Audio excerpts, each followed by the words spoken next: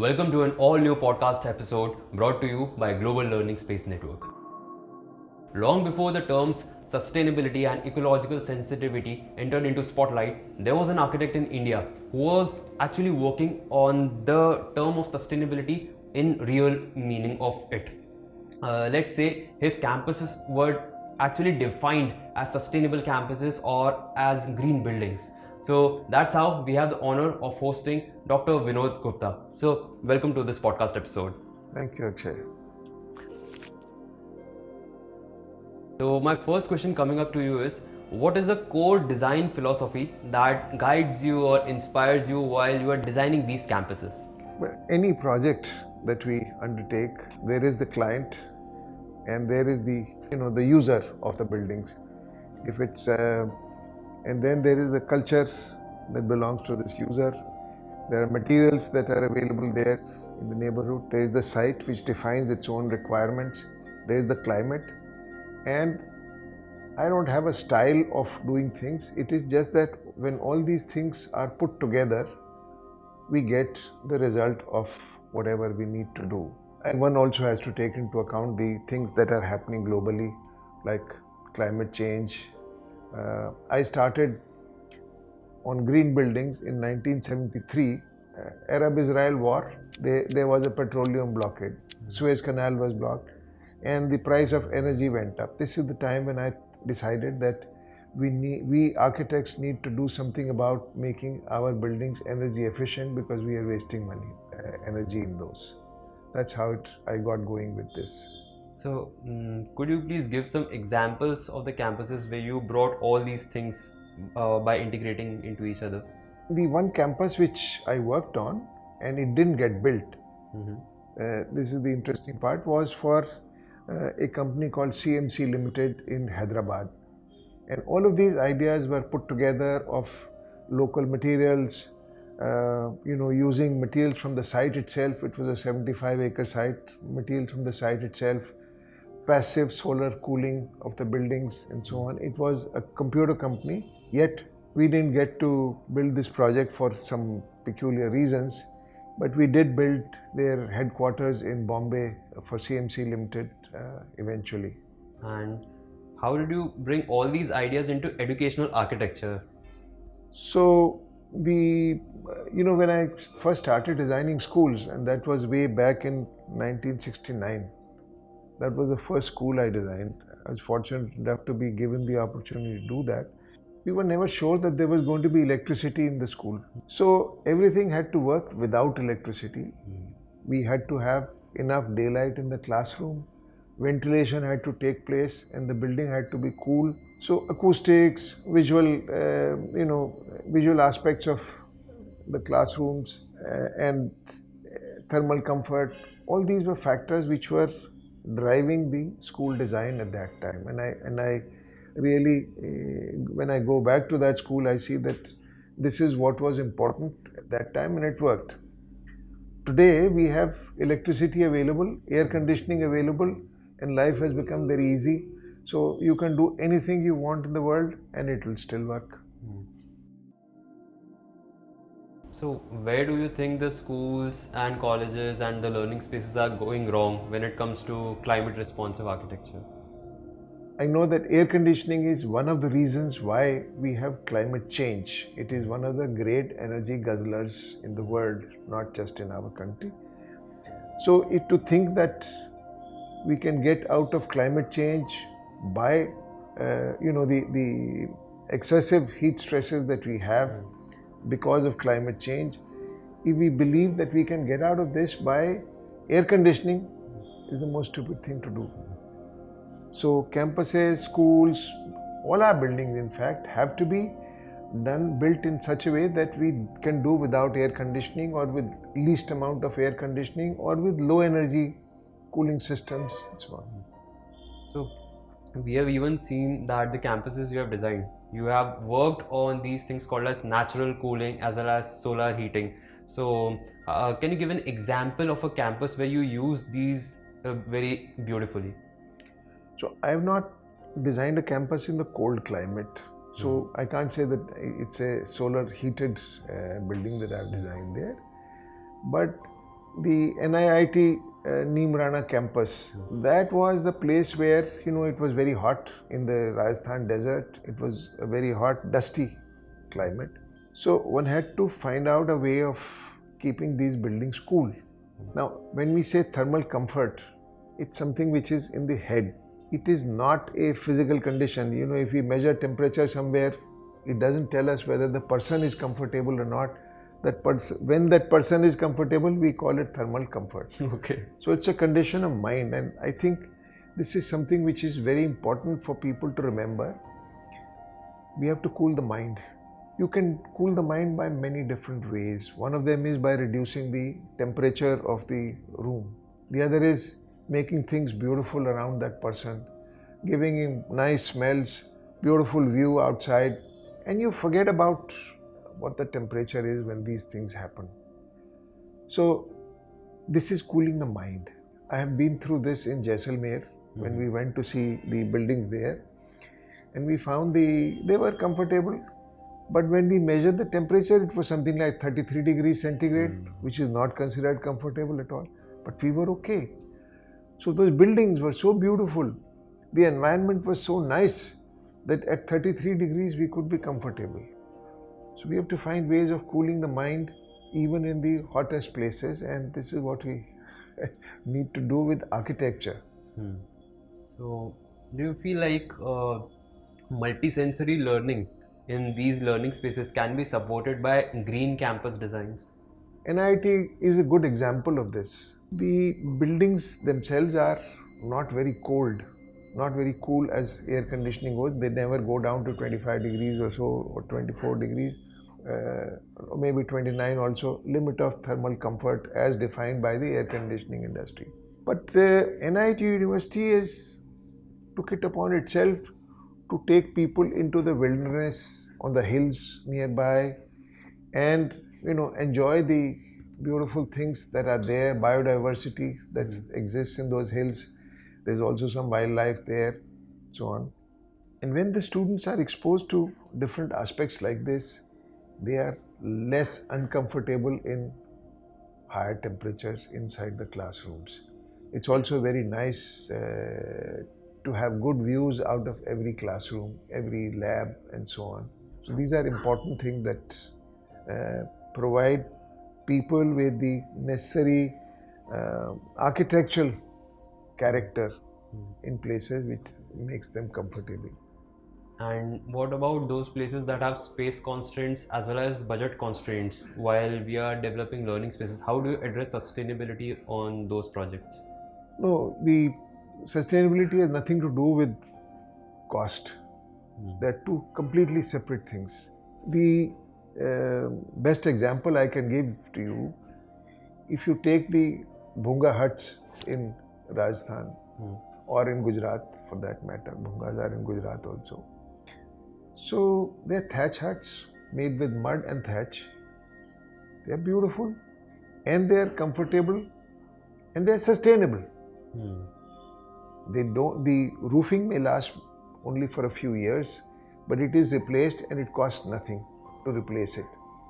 I have just been to Vizag and we went to the fishermen's huts, and there they had the same kind of buildings with mud walls and a sloping roof with palm leaf, and they say they replace them every 3 years, which is fine.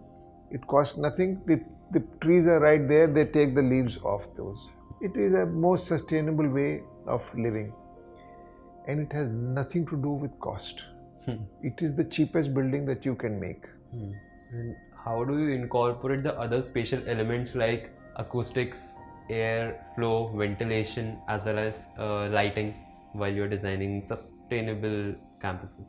No, so these are normal good architect. Every good architectural building ought to have these facilities available, taken care of, and so on. I don't think that having this is special to green architecture. Before the term green architecture came to be, we were always making nice buildings with lighting, ventilation, thermal comfort, and so on. So it's not new technology which is required. It's just that availability of air conditioning and electricity has created problems for us. If we could challenge the architects, youngsters who are now designing, to design without electricity. Assume there is no electricity. They will have electricity, but assume there is no electricity. Let them design like that. We will be back again to green architecture without the all the paraphernalia of controls and high technology and so on. We can go back to basics with this. And when it comes to green architecture, I think so NIIT Nimrana became the first green campus building of India. Yes, there is again, before this, all our campuses were green. Right. So, Okay. you know, somebody got green rating for, the first green rating was given by LEED to a building in Gurgaon, or maybe it was to a building in Hyderabad. And the architect said, I have designed the first green building of India. But all our buildings were green before that. So it's not something new. So this also reminds me that you are, I think so, the founding member of GRIHA. That is the certification or the rating system for green buildings, right? So could you please enumerate about it? So, you know, after I had done some green buildings, so-called green buildings, GRIHA was being formulated at that time, and these were examples which we could discuss and so on. So I was made a member of the founding, I forget the name of this. But anyway, as part of this, and this system was developed. There were some people who had reservations about this system. One of my friends, Arvind Krishnan, said, this is green, we are talking about green building, they are not sustainable. And he stepped out of it, this association that was trying to formulate this. I had my reservations about it, that, you know, we are discussing about how much energy we will use per square meter of built space, which is crazy, because in this country we have people living in 10 square meters of space and we have people living in 1000 square meters of space. So does it mean that somebody who has 1000 square meters of space can use a lot more energy, and the person who has 10 square meters of space cannot use any energy to be green? So these were issues which I felt were wrong about the system, but nevertheless the system has come to be. I believe that there are better things we can do with this idea of green buildings or ratings for green buildings than what we have.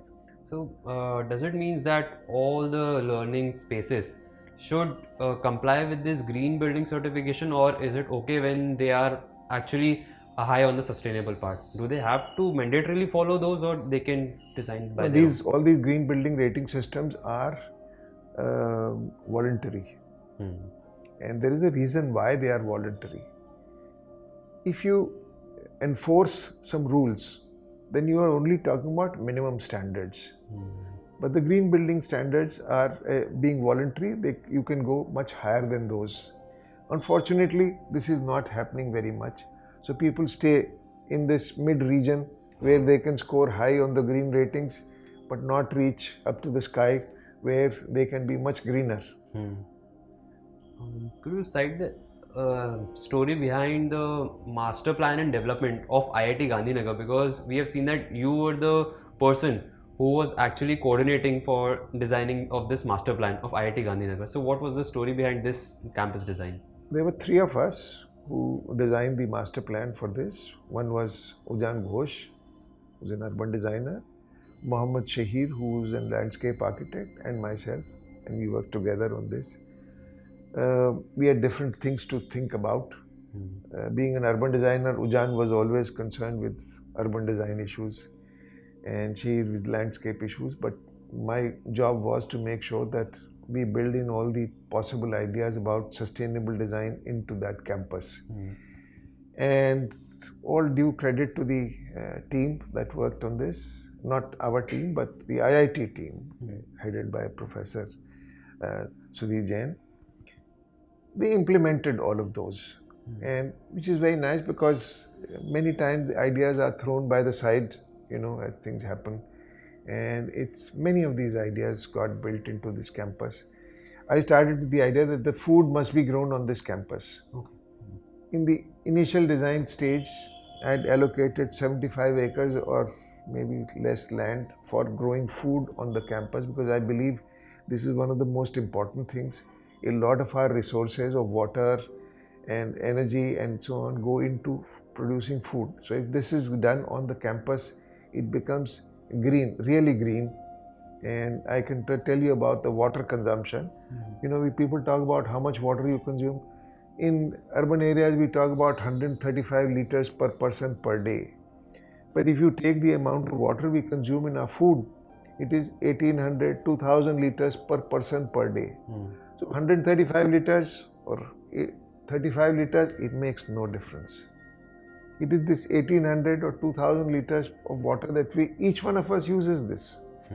So if we grow this food on the campus, on the waste water or used water that we have on the campus, we will save a lot more water. And we will make use of all the nutrients that we go out of our body all the time. So I think that this is the most important thing for all campuses. They have land, and they have land for a campus takes many years to build. So there is land available till all the buildings are built, so on. So I had reserved land for this. They liked the idea, but eventually they said, we cannot have agriculture labor on this side. So this went out. But interestingly, once people came to live on the campus, the faculty decided that this is a good idea, that they should make use of water, wastewater, and the other waste which are generated on the site, and have organic agriculture. So the staff took it on, and they are doing this now, which is very nice. Commendable. Coming on to while we were looking at the entire planning of IIT Gandhinagar, so we came across a term called as academic spine. So what is academic spine, and what is the importance of it while you're designing a campus?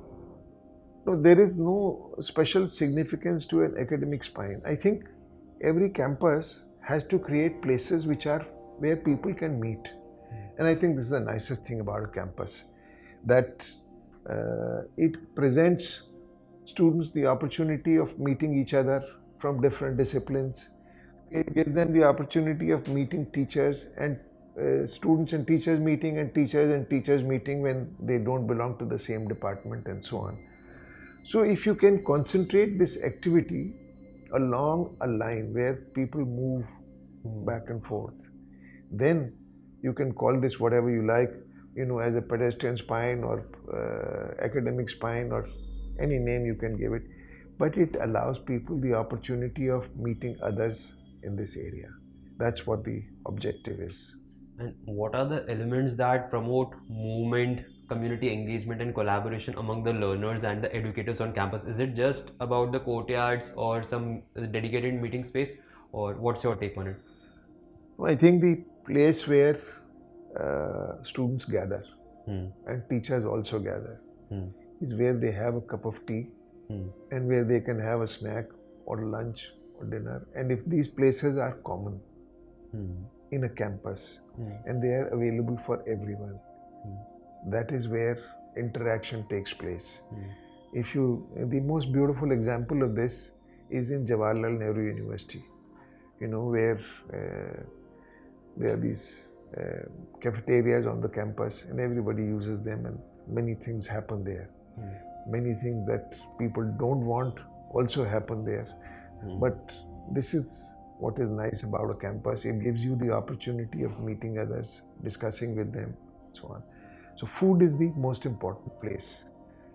Food and chai in our country. Okay, food and chai, of course, in our country. And what is your take on the recent development of schools and, let's say, the learning spaces across India, when they are facing a lots of challenges related to climate or the space or even the costs? So what are some examples that you have seen could be taken up as a challenge and a solution could be found of multiple use of those spaces? So I think there are some cities in this country where space is at a high premium. Bombay is one such place where schools really don't have enough space with them. So they like to use the same classroom for different activities after school hours, let's say, and a different kind of arrangement of furniture, different kind of furniture is required for such spaces. You also have, children's classes. They will, in the same classroom, they will eat, they will sleep, they will play, and they will have fun. All of these things can happen in the same area. So I think some different design is required for these kind of, when you have these kind of requirements, then the normal classrooms that we have in schools all over the place. So just for a reference, I'll tell my listeners that the image shown here on the desktop was of the campus you designed. When was this designed, sir? NIT Nimrana? In 2009, they completed the first phase. We started work on it in 2005, something like that. So you have also left some space for it to evolve and develop in future as soon as the need comes. They built only a small part because while the campus has a possibility of 10,000 students or so. And now while we were discussing about movement and portability and all those things, so I have also heard that you are also into designing of ergonomic furnitures. So how do you think ergonomics is still relevant in today's context when it comes to providing furnitures and those fixtures inside the learning spaces for learners? So I think that the traditional way in which children sat and learnt, in fact we worked like that, is by sitting on the floor and working. All our scholars used to sit on the floor in Sukhasan and write on whatever registers or paper they were writing on. And the tables were very simple. All pathshalas had the same arrangement, madrasas also. And I think for children to sit on the floor and work, when they do that, it gives them a lot more freedom. And different other kinds of activities take place there, and then what is possible in chairs and tables. This is one of the ergonomic tables, one of the ergonomic chairs which I have designed and I use all the time. Everybody uses them in my office, and many others also use them. So the idea is that it should promote a natural posture. The normal so-called ergonomic chairs, they have where people sit back like that. This is not a natural posture. The natural posture is when we sit straight or when we sit on the floor in Sukhasan. So this is what ergonomic furniture ought to be doing for us. Classroom furniture is actually, a lot of ergonomic thinking has gone into this. Not by me, but by international ergonomists. Dr. Mandel of Denmark has designed school furniture which is ergonomic, and it is not the normal sit and the table and chair. They are tall tables and tall chairs like this, where people sit in an open posture. And this is for students. And it's not new. It was something in 1978 that he designed this. And they've used this in many places. Up to what extent do you think that posture and ergonomics impact the learning outcomes? There are many things that impact learning. And good health is one of those factors. So if the furniture that we use promotes good health, let me tell you that today the biggest problem that we are all facing, grown-ups as well as children, is the use of this instrument here. Children are doing this all the time. Glued to their screens. It's terrible. This is bad for the neck, bad for the back, and so on, and bad for the brain, because what they are seeing we don't know. So in fact, technology has created problems for schools, and it has created problems for parents also, because they don't know what children are seeing in this thing. Oftentimes it is not things which are safe for them to see or good for them to see, so on. But as an ergonomist, this is the biggest problem. Police walas also worry about this when people are using this in the car or on motorcycles and driving around. So we have the same problem in offices, homes and schools. Related to the screens, because Yes. that is also impacting the posture. That's right. And the health of the learners. Absolutely. And what's your take on technology and its impact on learning nowadays? So, during COVID times, it was technology that saved time for us because it enabled schools to continue, some schools, not all schools. I think a lot of children were left out of this because they didn't have access to this technology. Schools didn't have access to this technology. It took them some time to get going with this, and it was technology that enabled schools to continue teaching. It was not the same quality of education that took place in those days.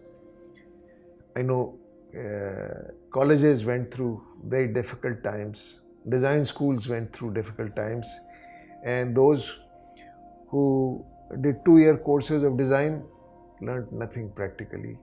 Because design is something which is interactive. You have to be dealing with the teacher and with other students and so on to learn. And this was something which was not possible online. But nevertheless, there were many educational programs, apps that came along, and they produce high quality things which students were able to use for learning. So I believe that the use of technology is something that schools need to bring in to the classroom, and students can work in the classroom or at home, and this is what we need to look at. I have another take on this, which is that our schools in big cities are not where people live. They could be anywhere, and children spend an hour in the morning, an hour in the evening coming to school and going back home. It's a waste of time. Schools ought to be in the neighborhood. Every child should be able to walk to school. I have done that all my life when I was a student. We don't have to have children from across the city coming to a school to play with other children. They can all be in the same neighborhood. This is what needs to be thought about, and urban planning needs to take care of this. But I think above all, the educational policy will have to take into account the fact that schools need to be near where people live and not far away. So do you mean that the recent education policy, that is NEP 2020, that should also have this point in that? I don't think it is part of the NEP. I think this is part of urban development. So there must be a different policy that will have to look at it. And when it comes to urban planning, so like you have told that the school should be neighborhood. So if somebody is going to build a new school, let's say today, okay, so where would they find the best space to develop? I must tell you that schools are in the neighborhood. All government schools are built in the neighborhood, and children do walk to government schools, but they're children of different classes. Those who go to private schools do not use those schools which are in the neighborhood. So every school in the neighborhood has play fields, but these children cannot get into those because they don't go to that school. So I'm talking about a situation in which all children, it has to be an inclusive policy where all children from neighborhoods will go into the neighborhood school. And the quality of that school has to be such, and it is not for learning, it is for playing and interaction and so on. And learning is something which is based more upon technology. This idea came to me during COVID times because there was online learning and children could not get out and play. But if they could, this would have been the perfect situation that I'm talking about. So how can learning spaces be inclusive? What would be your suggestions to the school owners and architects and designers who are coming up with new projects? I think this is one of the problems of NEP 2020, that it many people have told me that it is encouraging commercialization and privatization of education. So if education up to class 12th was something that belonged to the state, or the community, then it would be very easy to have children going to the same school in the neighborhood. I'm not able to give you much more on this, but the idea is what I have here. So when you design these campuses of, let's say, universities or colleges, so how did you add this element of inclusivity in them? No, IIT is an elite institution. IIM is an elite institution. There is no way that these can be inclusive. They do have inclusivity built in the sense that they will take people from all sections of the society and so on. But inclusive is not just all sections of the society. Inclusive is also people who have different capabilities. Exactly. Yes. So capability is not, in the case of these elite institutions, the capability is very different. I'm talking about schools in the neighborhood where people of all capabilities will come, children of all capabilities will come and play together or work together. Post-COVID, what's your take on how outdoor learning spaces have gained prominence now? So, COVID is one part of it, but I must also tell you that climate change is affecting us, and also pollution is creating problems for us. There are many times in the year when schools close down in Delhi, where children can't go there because they think it's too polluted, or it is too hot, or it is too cold. I often think about this myself. What do children go to school for? And when I ask young children, they say that it is to play with other people, with other kids. They're not interested in learning so much as they are interested in playing with others. And learning takes place when they play with others. They learn about life when they are talking to each other. So, to me, it seems that the outdoor spaces in schools are as important as the classrooms. And in some of the campuses, that small schools that we have built and also designed, we have made sure that they have these spaces where children can be comfortable outside and they can continue playing there even when it is very hot. I think that air conditioning a classroom actually makes it difficult for children to go out and play. When it is so hot outside and they come from a cold classroom, they have no reason to go and play outside. They would quickly come back and be there in the cold classroom. So I prefer that the classroom is not as cool as an air-conditioned classroom is, and the outdoor is not as hot as an completely exposed outdoor is. And there are schools, government schools also, which have lived with this policy and created outdoor spaces which are sheltered, which are very nice. Now, you also told about the learning spaces that we used to have, like the traditional learning spaces of India. So how do you feel they are still relevant in today's time, and what all learnings can we take from those traditional learning spaces? The Gurukuls, were totally experiential learning spaces. The children learned by living there with the Guru in a Gurukul, and that was the 100% experiential learning. We talk about experiential learning today in different ways, but this was it. They had to clean the floor, do everything that was there as part of the family of the Guru. Everything that had to be done was done by the children, and that's how they learned how to live. And if they learned other things, yes, they were also necessary, but the Guru could customize it to each student. Exactly what the student had to learn, they could customize this. This is very difficult to achieve in today's context. But the fact that of experiential learning and the skills that we require today are different from what children would have required in those times. So we need to build those into our schools.